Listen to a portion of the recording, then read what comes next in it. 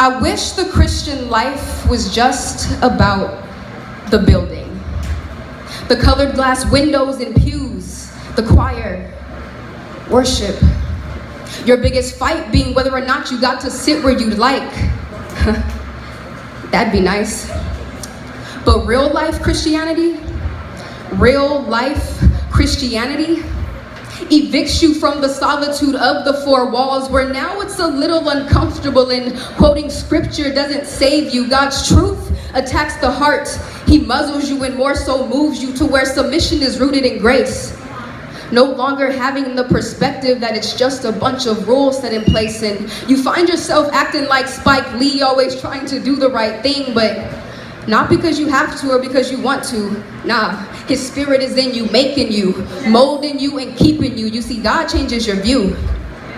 There's no more antisocial behavior where people can remain strangers.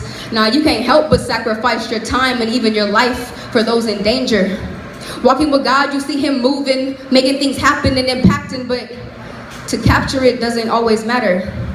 Because you are not captured in a frame by the fame of likes and views, so a lot of powerful moments never make it to your camera. This is not about social media, but rather socializing with the mediator who is master.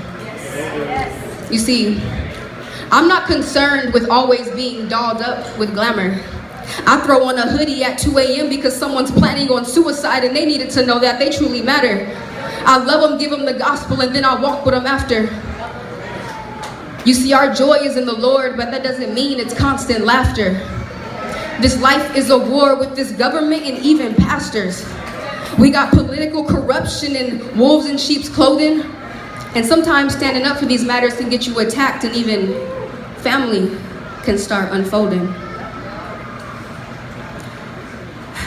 Following Jesus brought a sword to my family. Had I never let him in, then we'd be happy, but I did, and it's been 8 years of persecution, and now we're at it again, and this time I think it's over, man. I think it's the end. I'm crying daily because this sword is cutting deep in my skin. I'm pulling splinters out my back from this wooden cross that I'm carrying, man. I'm in a lot of pain. I'm losing family for his name. You think that this is a game? A religious crutch to keep my mental sane? Man, this ain't no Sunday, one day out of the week claim. I wish this was a choice. I don't want to fuss and debate, but the existence of God is a truth that I can't shake.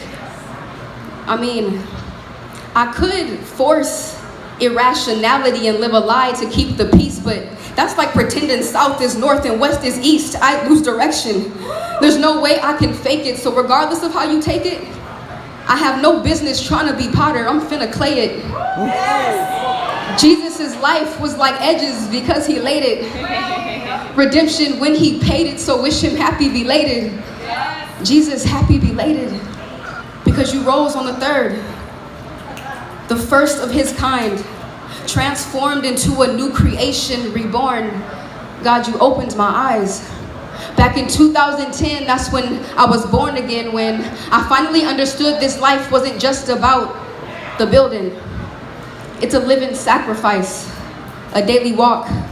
We are the wife, and he is groom, and he's coming back. Back again for his church, his bride. Not the wedding dress she was in.